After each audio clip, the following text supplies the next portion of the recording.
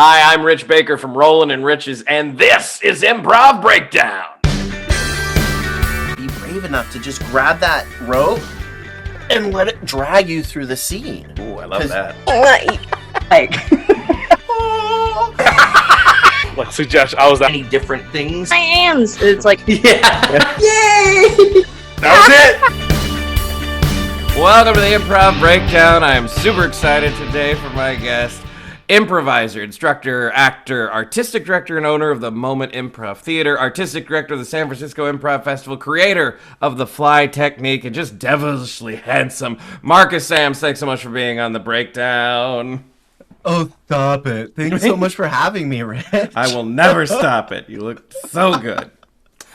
Yeah, man, of course, dude. Like when you think of people in the improv world to talk to, like you are you're a big a node of connections in our world. I thank you. I've never been called a node before. You're welcome.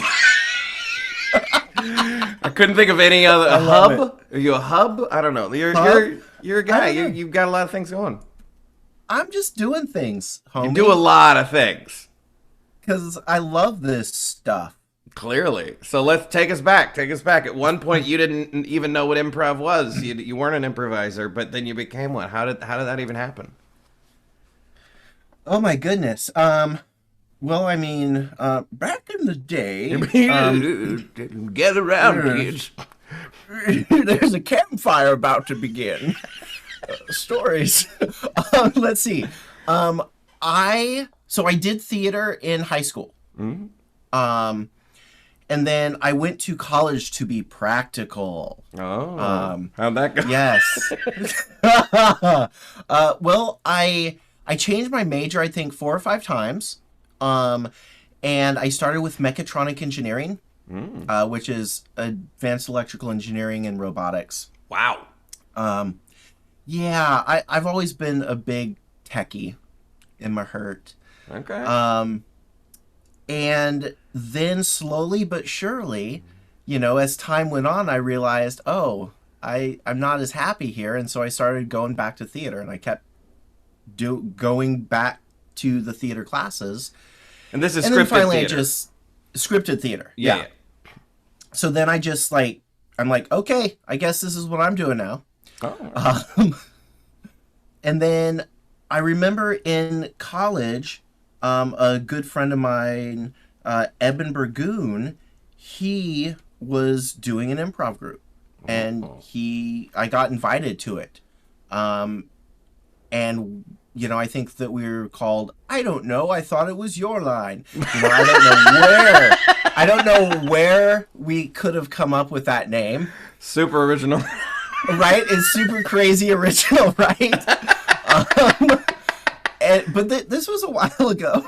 And then,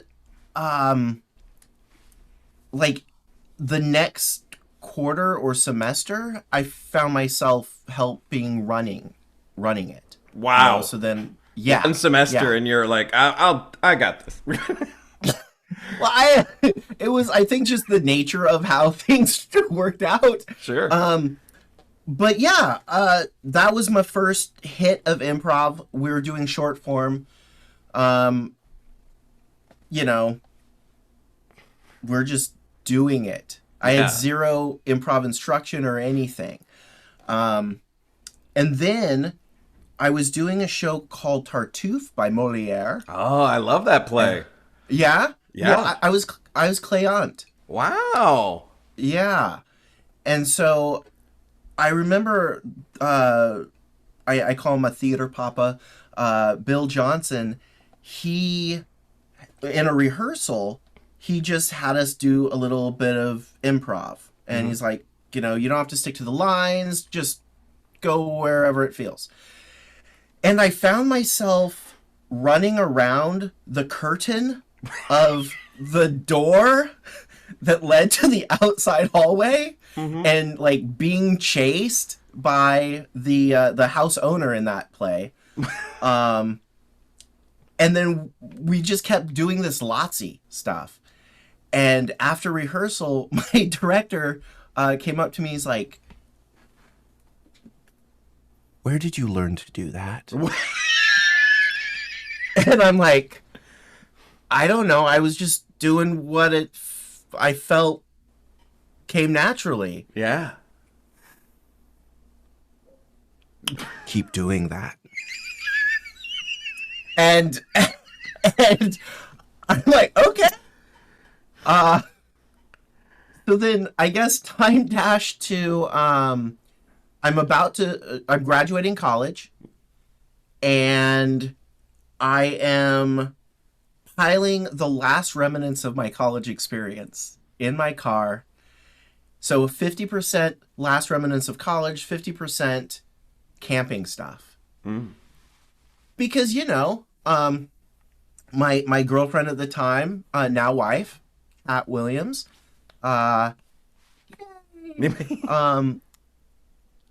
we went to Burning Man.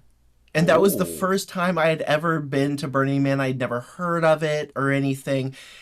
And yet I also answered I think it was a Laughing Squid post at the time, or a Craigslist post at the time, for an improv theater in San Francisco, an audition. And Burning Man went from Tuesday to Tuesday. And the audition was Saturday. Oh. And so I drove my college car, 1990 Nissan Stanza, out to the desert. And before we even got to the campsite, it started overheating. Oh, jeez. Oh, yeah. And we're in the desert. You sure? Right? So Friday night, I end up having to leave to make sure that I'm in San Francisco for this audition. Wow. So I jump into the car, drive towards San Francisco. Before I even make it to the edge of the desert surface to the first road, my water heater hose explodes. Oh. Some friendly burners took some tape, helped me wrap it down, and then gave me some water. I'm like, awesome, rock on. Little did I know that the hood didn't fully close. Nope. So I get on the road, I start driving, and then Gerlach is 30 miles away. I get 15 miles into that journey, the hood flies up, shatters my windshield. Oh my God. So then when this is happening, my acting papa, Bill Johnson, he appears in my brain. He's like, because he said this before I left Chico State, you do whatever it takes to get to that audition. Wow. Okay. And so I'm like, okay. Slam my hood down, drive into Gerlach. While in Gerlach, this wonderful gentleman with a snaggletooth pointing in some direction, maybe due west, perhaps. He's like, I could fix your car. It just cost you about $50. I'm like, here, shut up, take my money, fix it. Dude takes a garden hose, replaces my water heater hose with a garden hose. Okay. Makes it work. And I write this letter to Kat saying, I don't know if I'm going to make it back to Burning Man. Because the plan was to go to the audition and come back. Wow. Right? My car is just diving. For anyone who doesn't know, Burning Man happens in Nevada. It's not like a short, like, how long is the drive, to San Francisco? Like, it was about 5 hours. That's insane. I think. Wow. So I write this note and I give it to these random burners. And in a drug-fueled, addled state, they're like, we must deliver this letter. And they delivered the letter. So they were in that town, like, heading to Burning Man. You caught them, like, as you were leaving, and they're on their way. Yes. Wow.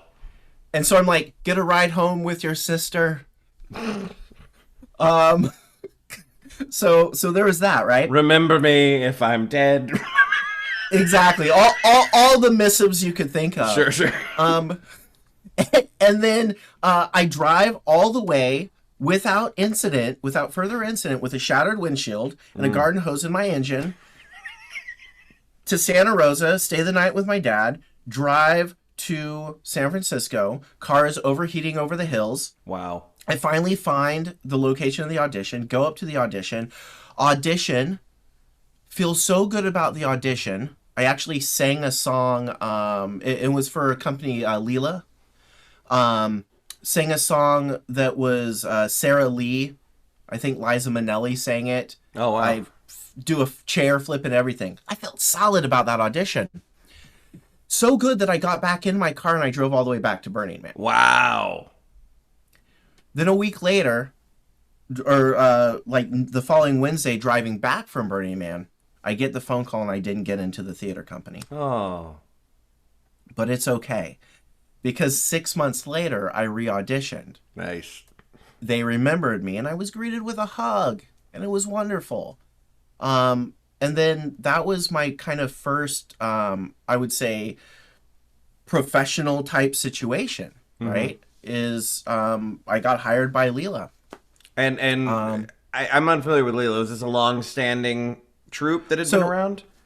So Leela, run by Christopher Eichman and Jill Eichman in San Francisco.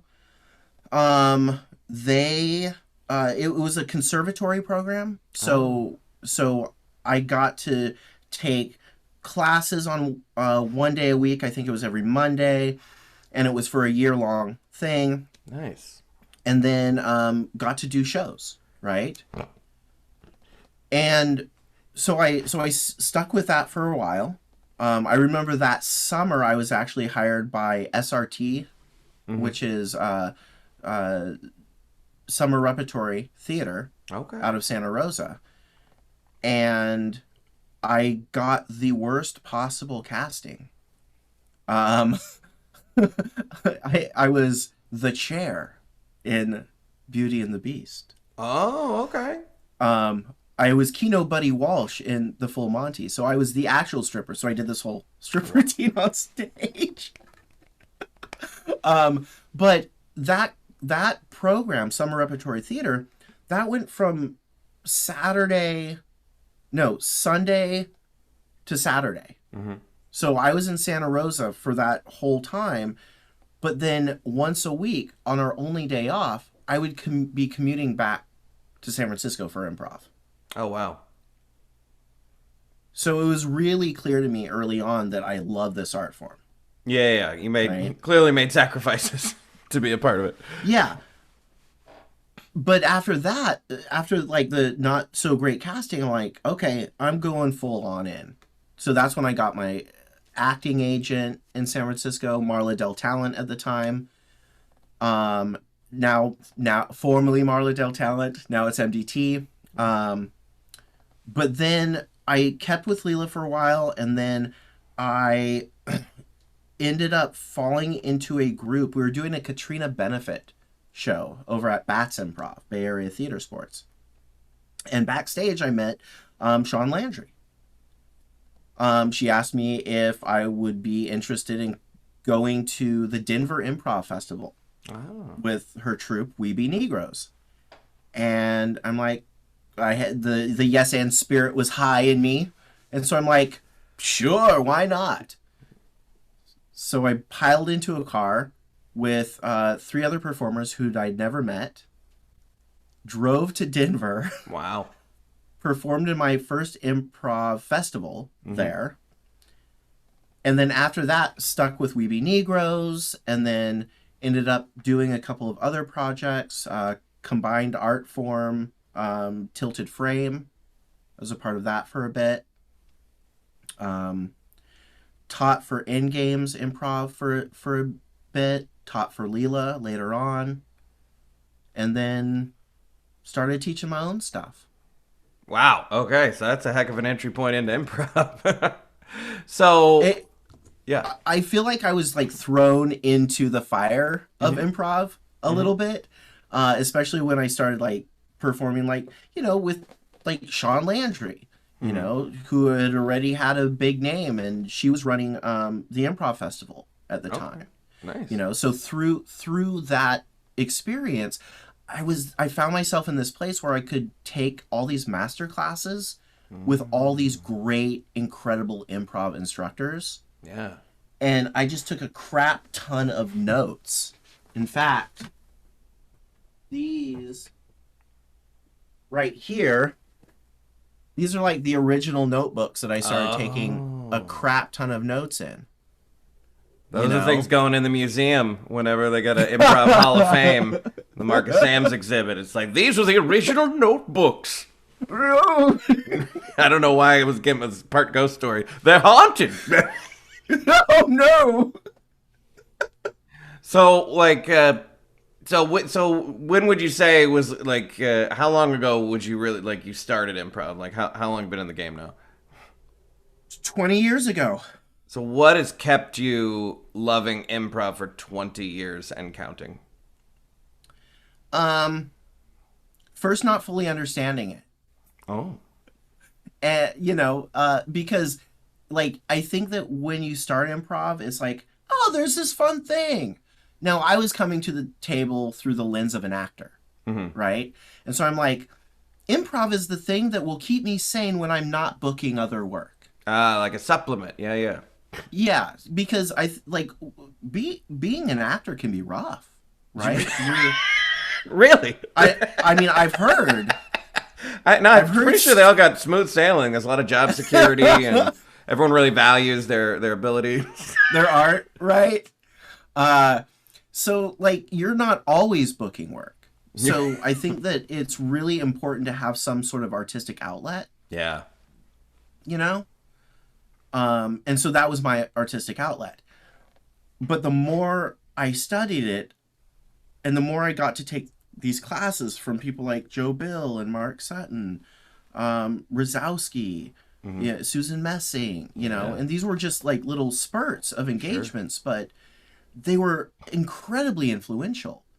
Like, I feel like I literally took, like, in those notebooks, like, I would take what they were saying, what they were teaching, write it down in my own words, and then I just studied the hell out of those notebooks over and over and over and over again until it kind of, all these different voices became a powerful part of my DNA. Yeah. Almost. Yes. And then, so I train. Whenever I lose a train of thought. You know The Fugitive? I've heard of it. Yeah. So that moment where Harrison Ford jumps off the train. Oh, yeah. Yeah. That scene runs through my mind whenever I have a derailment of thought. I'm like, out there's Harrison Ford. Godspeed. To me, it's always the moment where a young, unknown Neil Flynn holds his gun on the train right before that, but it's totally different. No, I'm just kidding. I love it. I love it. So, what started out as a supplement became everything. Yeah.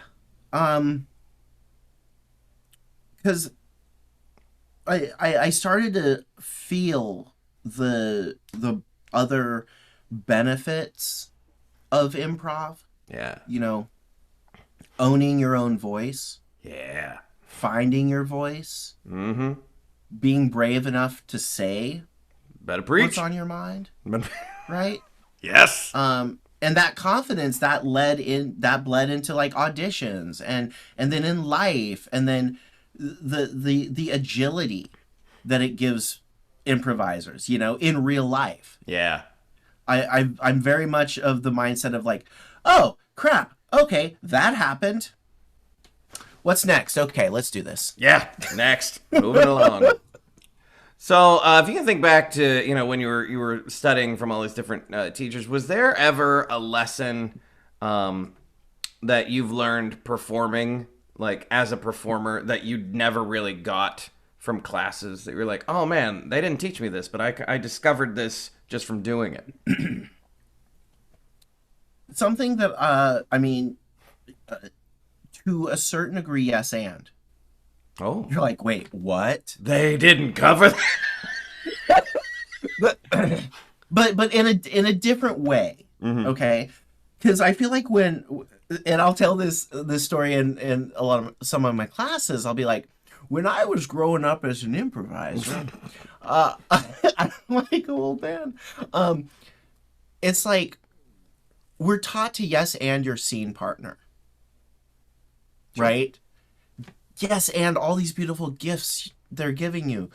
But one of the things that didn't click for me right away was one of the most important people to yes and is yourself. Mm-hmm. You know, yes and the ideas that you're coming up with. And again, be brave enough to just grab that rope and let it drag you through the scene. Ooh, I love that.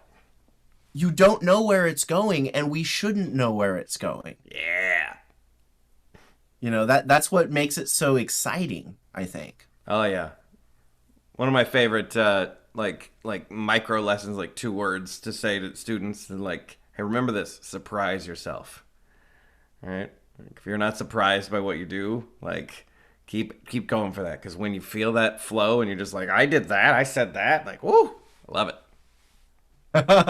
And you're increasing the chances that you and your audience will both have that aha moment simultaneously. Yes! Which then puts like you're both in a roller coaster, and it's like, hi, we're the improv troupe. We're the audience, and you're both in the front seat. Yeah. Yes. The audience isn't here. It's right here. Oh, that's so cool. Yeah. I love it. Invite the audience over for breakfast. I don't know. Put your arm around the audience. Wait, no, ask permission first. But, you know, like metaphorically. Ask permission. I love it. Is there anything that you were taught in classes that you found you were like, this doesn't even work for me. I mean, not to call it wrong, but to say that, like, you know, it was a lesson that was taught and that you were like, nah, that's not, take it out of my tool belt, doesn't work. You know, I feel like yes and isn't built into my DNA. Sure. But I almost want to say no. Nice. To that. Yeah. And the reason, I guess that's my initial response to that question is, sure, you know, all you're going to learn from any individual improv instructor is the specific tool sets that they know best. Sure, yeah. And everyone has a different tool set. Mm-hmm. And, you know, so, you know, you're not going to use the hammer every single time. But there are some times when that hammer is useful. Yeah. You know, say, for instance, you come across a nail. Screwdriver's just not working for this. No, I tried. The wrench is real problematic. But yeah, I think that there's always something to be taken out of something else, a lesson. And if we have to keep our egos in check, I think. We're always learning. Yeah. Right? Yeah. And the moment that you're like, nah. Yeah. Then, you know, maybe you've reached your king phase prematurely. Yeah, but it's like the most polite way of saying it. Like, yo, you stopped learning, kid. So you hinted at this earlier, but you know, like I assume you weren't on track to be a teacher from moment one. Like you got an improv and you weren't thinking, I'm gonna teach this one day. Like at what point did you realize like I don't want to just be a performer. I'd also like to instruct. That's funny. Because it's funny. Trust me. Okay. This guy's fucking hilarious. Trust him. Yeah. Don't worry about it. Just trust him. No, it's someone asked me, how do you do the space object work that you do on stage? Mm-hmm. And I'm like, I don't know. I just do it. Because like I would be the improviser that would like I've never shied away from space object work. Mm-hmm. Like I was like building full on computers on stage. Like, wow. Swapping out motherboards and shit. Beep. You can bleep that out later. No, fucking curse. It's cool. Oh fuck yeah. Yeah. This is not for children. Drunk. drunk with power. Yes. I just want that to be our thing. Like whenever something awesome happens, we'll just be. Yes. You just. It's now our thing. It's our thing now. Okay, so someone asked me how I do the space object work that I do, and I started thinking about it, and then I sat down and I just started writing about it, and I wrote 12 pages. Wow. On like my ideas around space object, and I broke it down, and that's when I realized that my computer sciencey brain, Yes. the ones and zeros, the if-then statements that are running through my mind, that I found that directly related to the way I approach space object work. And so then I'm like, oh my God, this is a method. This is an approach. And so then I did a workshop, and I taught my first space object workshop, and it went well. And I got this sense that, oh my God, people are actually resonating with my voice as an instructor. And so then I started teaching a little bit more, right? And then it just kind of snowballed from there. The first workshop that I taught solo outside of any other organization was a 4-hour improv intensive on space object. Wow. Now it's up to about an 8 to 9 hour intensive, which is broken up, of course, into 2 parts because, you know, there's something about 4-hour workshops. People get distracted or just want to walk out the door after that 4th hour happens. Sure. Yeah. They're like, enough. And I'm just like, here, no, I've got more tools. I'm full. I can't take it anymore. I got no more room in the bag. That's cool, man. So that actually turned into this thing that I called Improv Sunday School. Nice. And it was just literally 4-hour intensives on different improv subjects. So like 4-hour intensive on character work, listening, you know, space object, something that I call the scenic sidecar. Roland, actually, because he was so kind to do a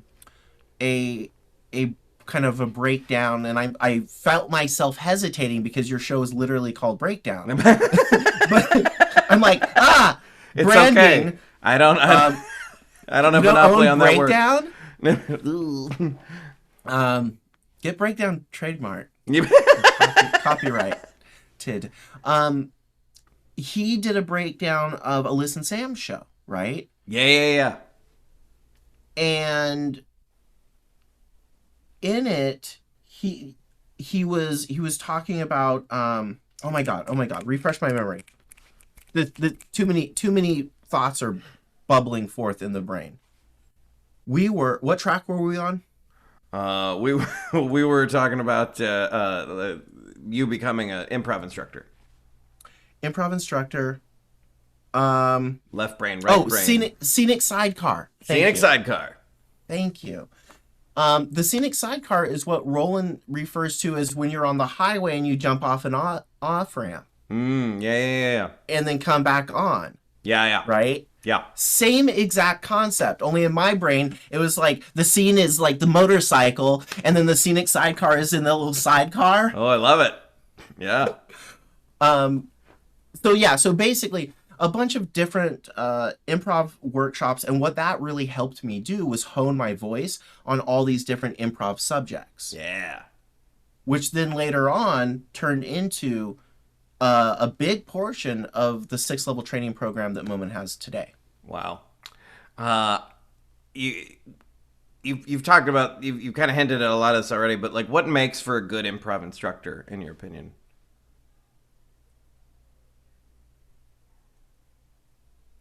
Teaching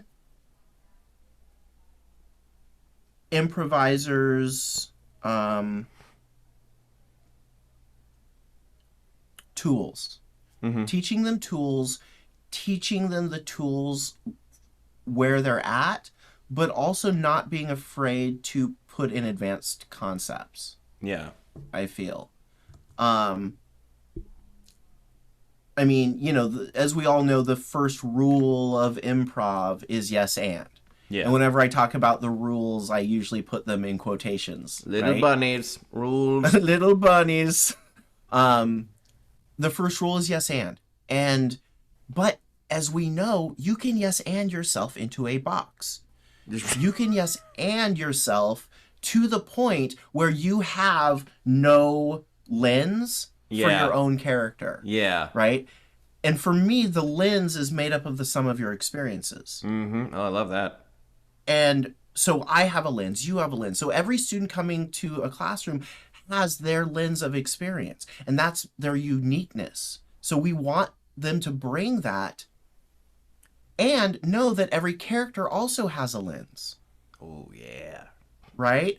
And if we can figure out what lens the character is operating through, then we can take that character and put them into different situations and they'll behave the same way. Mm-hmm. Right? So going back to this idea of yes and, yes, say yes, but it's also okay to say no. Yeah. You can say no as long as it doesn't destroy the fabric of reality that you and your fellow performer are creating. But if someone asks you for sherbet, you can be like, no, I don't like sherbet. I can't, my body can't process it. I don't understand sherbet. I fear sherbet. That's what this podcast is all really about. It's like ice cream, but it's fruit flavored. There's no dairy. I don't get it. Right? So you can say no. Sure. And I think that it's important for us to, guide. In a lot of the work that I do, especially when I'm doing scene work coaching, I will preface notes with, now this is a could, not a should. Mm-hmm. Right? Because I do think that there is value in, like, I don't want to make a bunch of puppets of myself. Yeah. Right? So I'm not going to say, you should have done this. And plus, then that's like a weight, and then it's not psychologically safe. Sure. But I do believe that it's the job of an improv instructor to illuminate the paths of possibilities. Ooh, yeah. And so we get, is that a... Yes. So... I love it. So in doing that, it's like, here was what I noticed. Here is a thing that happened. And I noticed that we didn't react to that. Mm. Did you not notice that? Or did we not think, or did we think that was too small of a thing? Yeah. Because I think that improvisers, one thing that can really put them in their head. What are you drinking on? Oh, it's I've got a bubbly, little bubbly. Oh man! But I've also got it's a Rebel. It's a Star Wars. Okay, it's Rebel Buble. Yeah, it's Rebel. I thought that whole commercial spot, like we're gonna come out with this new sparkling water, and they just like, oh, bubbly Buble. That was lazy. Listen, we need to have a meeting. Let's rethink this whole thing. Okay, Harrison Ford jumped off the train, and that's my fault. I got derailed. I noticed things, right? Oh yeah, we were talking about noticing.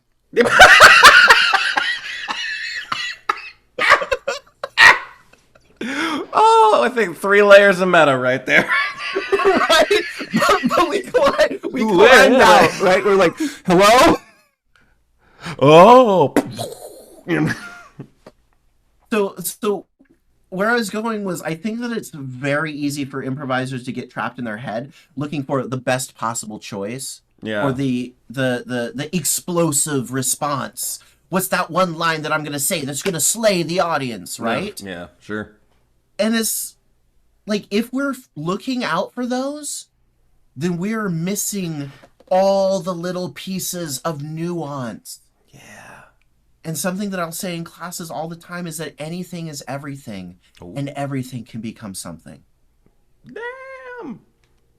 So, I'm the type of person that when I'm walking down the sidewalk, instead of just seeing a chewed up piece of gum that's been stepped on, Sure. I'm like, oh, gross, gum. Moving on.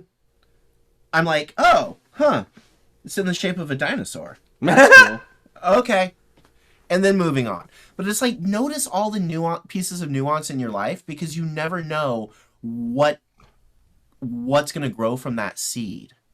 And certainly that is not how everyone sees the world, right? Like I remember having conversation with a girlfriend in college years ago where I talked about how like I notice everything, and she's like, "Isn't that exhausting?" And I was like, "No, that's just the way it is." Like I think a lot of us improvisers are people who like we tend to notice a lot.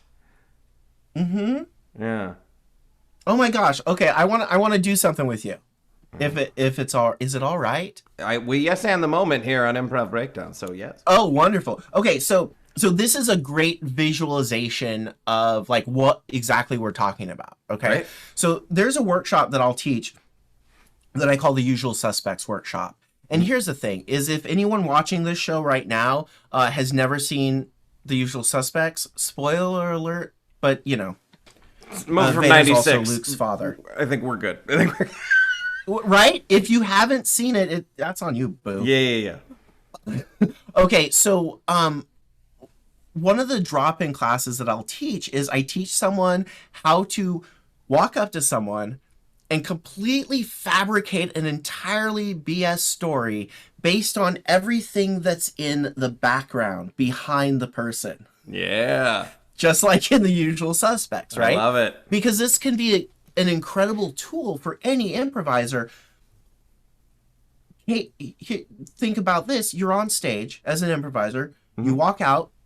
You're introducing the show, right? You notice someone is wearing a Teenage Mutant Ninja Turtles backpack. You notice someone has one of those purses that are just the big red lips, like with a little hoop, right? And you bring that into your show. Yeah.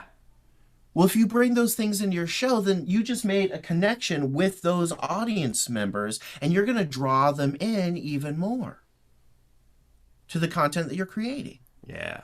Right? So we can use this skill for that, or even just looking at our fellow improvisers. So what it is we're just going to bring up, bananas! Bananas! I don't know why I went into the count. So as you right? So as you can see, there's some bananas there. And in these workshops, I can actually change the image so that each different improviser or student gets a chance at different things, right? I love it. So now I'm looking at this, and where some people may say, okay, it's a box. Great. All right. But I don't just see a box. The things that I see is brown. The box is brown. And then that makes me think, and I'm using A to B thinking, right? Uh-huh. So brown box, then that makes me think of the UPS slogan, what can brown do for you? Nice. I'm seeing how there's 3 corners, and then that makes me think, oh, comedy's in threes. It's kind of pointed down, so it kind of looks like the tip of an arrowhead. I'm seeing illegible markings on it, which then makes me think of, oh, okay, that is, I need glasses. I see the fact that there's the light, the way the light is shining. See how the box tops are like this, but then it creates just a light source down the center. Yep. That kind of makes me think of like what would happen if you pulled the sword out of the lake where the lady is chilling. Yep. Right? She's just chilling in there. Just chilling. So as you can see, instead of just seeing a box, it's not just a box. This is a minefield of seeds of ideas. Oh yeah. And we just need one singular idea to plant in the soil, and then it's the job of both improvisers to then water that seed to see where it grows. I feel like in general there's like 2 schools of students that I have. There's students who don't see any ideas. They just see a box, and so that's all they got, right? And so for them, you have to like do exactly what you just said. Like, let's extrapolate what all the little details it could be. But then you've got the other students that they see all that and they can't pick one. They're overwhelmed by that too, right? Yeah.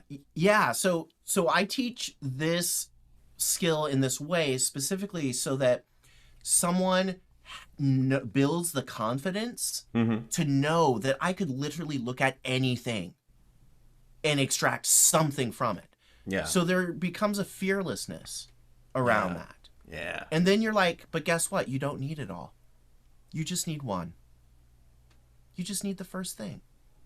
But when you start to get to that point where you can compartmentalize a bit, you're like, oh, there's an idea. Oh, there's an idea. There's an idea. And you're confident enough to just choose whichever one. That's when improv becomes so like, that's like, oh, because now it becomes a personal choose your own adventure book. Yes. Right? Yes. Hey, do you want to extract from an image? Sure. Okay, ready? I don't know what this is going to be, so just go off. What's all the things you see? Oh, I've got a wormhole vortex. I've got a rainbow of colors that doesn't fit with the typical physical light spectrum, right? The image isn't just an image. It's an image in a box in another box. So I think this is like an altered form of reality. Rubber band is in all lowercase letters. So that leads me to think that this is some kind of art installation. Like, I don't need to capitalize things, right? There's like, I could just go off the idea of stretchiness, of like of just being flexible and stretchy. Yeah. So many ideas. And you know, the thing is, if we sat here for another 5 minutes, you'd probably come up with another 20. Oh, I stopped myself, yeah, because this could go on for just like, I mean, you could have gone on 5 more minutes on the box, easy. Oh yeah. So it's like the world. Okay. We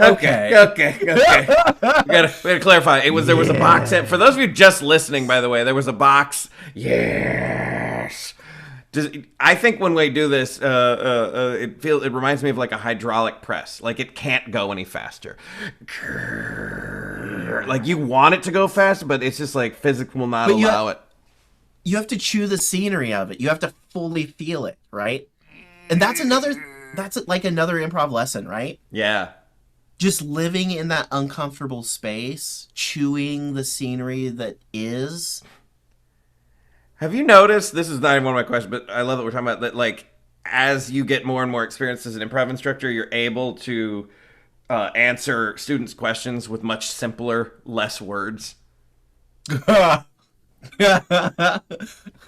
I feel like when I started out, I would just go, well, what do I do this? Well, da-da-da-da-da-da-da-da. And now, like, I'm just like, oh, just be silent for a second. You know, something like that. Yeah. Well, I think that also, boy, this is unscripted. I'm thinking about this in real time, pontificate. Right? I think that instructors go through a similar process in learning that improvisers do. Yeah. And what I mean by that is that, you know, it's like you learn a bunch of tools and you don't exactly know how they fit or how you use them properly. And then all of a sudden you have an aha moment and you go, ah, and you go up a level. And all that stuff makes sense now. Yeah. And then you learn more tools and you have more experiences and they don't quite gel and you don't know. And it takes just the thinking about it, right? Yeah. Just ruminating on it. And if you don't put in that time, and that's one thing that I will say that I feel like I really did with those like 3 notebooks. I just put in the time. Yeah. You know, it's one thing to take the notes, but it's something completely different to then absorb the notes. Yeah. You know? Yeah. So when improvisers start out, they get hopped up on that sweet prov. Yeah. Right? And they're like, oh my God, there's all these tools. Ah! And then we as teachers, when we start out, we're like, oh my gosh, this is exhilarating. This is fun. Yeah. Oh, I'm going to share all my knowledge with you. Here's a 4-hour workshop.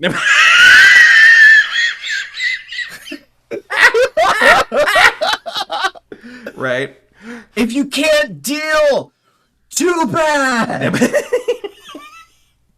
But then over time, I think that you learn to. There's way more breakdowns in my workshops now. Yeah. Where I ask, so what's coming up for you? And when I ask students that, what I'm really asking is, what specific skill sets are required to be successful at these games? And how do we see these skill sets and these tools being applicable to either on-stage improv, on-camera improv, or wait, what? Life.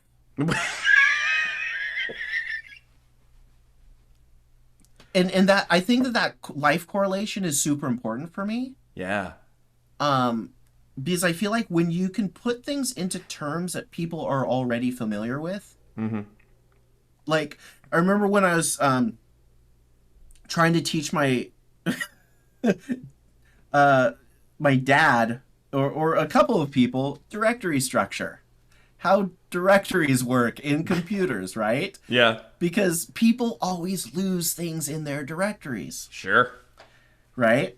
And I'm like, it's a filing cabinet of infinite proportions. Ooh. That's all it is. Yeah. Right? You open up a drawer, and in that drawer you have other files or folders. And then you open up that folder and you've got more folders. Yeah. And so just making that comparison to a real world thing. So if we can take an improv concept and show how it applies in life, Yeah. and that improviser is able to then use those tools in life, guess what? Don't tell anyone, but they're rehearsing improvisation outside of the classroom, on top of the classroom hours. And I say, yay to that. If you're just listening, Right? he's got digital confetti going everywhere, and it's wonderful. Oh my God, so good, so good. Mark Sands, I could talk to you forever. We haven't even touched on so many things like your running of the festival or the fly technique that you invented that you've been teaching. There's so many things I feel like we barely scratched the surface. But if people are listening to this, when it comes out, you have some classes coming up in like a week. Yes. No, not a week. They're coming up the week of January 11th. Yeah, so this theoretically should come out on the 4th. Oh, yes, you're right. So if people are listening to it the day it comes out, it's a week, and if it's past the 11th, well, it's too late. But prior to that, so what all are you teaching? What all, and it's all online, so people from anywhere in the world can take them, right? Yeah, absolutely. In fact, one amazing moment that I had was I was teaching a level 1 class, and one of my students was in Bangladesh. Nice. And so when my sun was setting, her sun was rising. Oh, and I'm wow. like, oh my gosh, this is amazing. That's so cool. So I've got a level 1 class coming up, and that is directly translated, I'll say, to the digital medium from my 6th level training program. Nice. And then I've got a level 2 coming up. A level 2 is a class where we talk about and work with the bedrock of moments training, which surrounds itself around this idea of the moment of change. And the moment of change, when it happens on stage, the audience sees it every single time. And as an improviser, if you start to learn to feel that moment of change and you're brave enough to take action when it happens, I mean, that's the question that it asks is, will we be ready for the moment of change when it happens? Will we identify it? And will we be willing to take action? Because when you take action on that moment of change, that's the shift in the scene, right? Yeah. And it even works with on-camera work, because if you and I, and this is the fly technique, right? We're having a conversation, Yes. right? And then when I feel that moment of change occur, I'm going to shift camera angles. Oh my. Because by shifting the camera angle, you're helping to highlight for the audience the edit, the shift. Yeah. Right. And what we do on a real stage would, on a 3D stage in real life, would be to move to a different part of the stage. But the camera's got to do the angle. Yeah, exactly. Yeah. So like I said, level 2 is all about the moment of change, the bedrock of moments training. And then I've got a Teleprov A class, which is great for improvisers who want to get better at on camera. Nice.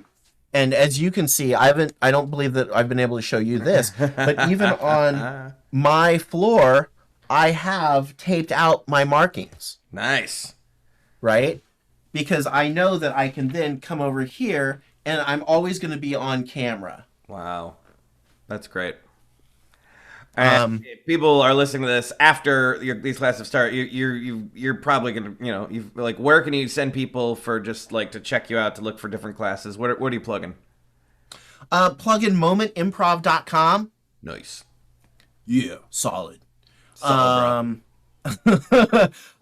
You can see all the classes there. And then we also have a YouTube channel. I think it's YouTube has really messed up URLs. Yeah, they're real long and weird. Yeah. But if you check out our YouTube channel, that's where you can see some of the fly technique and a Teleprov show. And I'm super ridiculously proud of the work that has been done around Teleprov. Yeah. I mean, it looks like it could be a live sitcom, right? With establishing shots and all the bells and whistles and multiple people in the same frame, and it's all done through Zoom, but It's just a bunch of different technologies that I've been able to cobble together. So badass, sir. So badass. I will put your website and your YouTube in the show notes, of course. Please check out all of that stuff. And who knows, by the time this comes out, you probably created more stuff because you are a constant. You're just new things. You're one of the most prolific people that I know. Oh, no, hearts. Mark Sams, thank you so much for being on the Improv Breakdown. Thank you so much, Rich, for having me. There's only one way to end this. Oh, please. Yes.